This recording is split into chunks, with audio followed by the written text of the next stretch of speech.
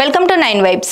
America అధ్యక్ష ఎన్నికల్లో Republican party తరఫున బరిలో దిగేందుకు ప్రయత్నిస్తున్న భారత సంతతికి చెందిన వ్యాపారవేత్త వివేక్ రామస్వామి అభ్యర్థిత్వం రేసులో నుంచి తప్పుకున్నారు. అయోవా ప్రైమరీలో నిరాశజనక ఫలితాలు వచ్చిన నేపథ్యంలో పోటీ నుంచి తప్పుకుంటున్నట్లు వివేక్ ప్రకటించారు. అయోవాలోని డెస్ మోయినెస్ లో విలేకరులతో మాట్లాడిన ఆయన ట్రంప్ను గెలిపించేందుకు తాను శాయశక్తిలా ప్రయత్నిస్తానని స్పష్టం చేశారు. అయోవా ప్రైమరీ ఎన్నికల్లో అమెరికా మాజీ అధ్యక్షుడు డొనాల్డ్ ట్రంప్ స్పష్టమైన మెజారిటీ దక్కించుకున్నాడు. 51% ఓట్లు సాధించాడు. రెండో స్థానంలో ఉన్న రాన్ డిశాంటిస్ కు 21.2% ఓట్లు, మూడో స్థానంలో ఉన్న నిక్కీ హేలీకి 19.1% ఓట్లు వచ్చాయి. 7.7% ఓట్లతో వివేక్ రామస్వామి 4వ స్థానంలో నిలిచారు. అయోవా కాకనస్ లో విజయం నేపథ్యంలో ట్రంప్నకు ఫోన్ చేసి అభినందించినట్లు వివేక్ తెలిపారు. భవిష్యత్తులో తన సహకారం ఉంటుందని హామీ ఇచ్చినట్లు వెల్లడించారు.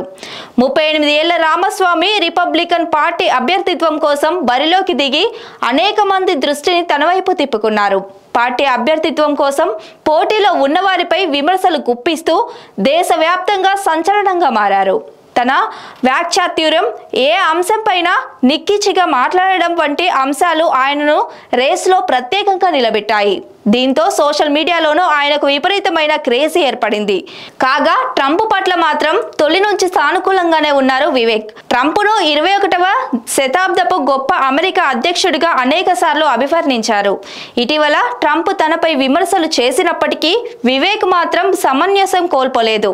ట్రంప్నకు మద్దతుగానే ప్రతిస్పందించారు.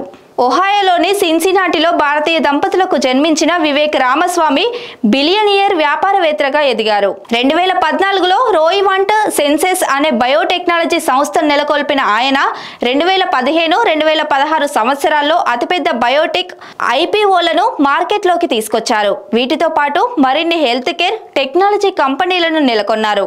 2022లో స్టైవ్ అసెట్ మేనేజ్మెంట్ పేరుతో కొత్త కంపెనీని ఏర్పాటు చేశారు. గతేడాది ఫిబ్రవరిలో అధ్యక్ష ఎన్నికల రేసులో పాల్గొనున్నట్లు ప్రకటించారు. Stay tune to 9 vibes.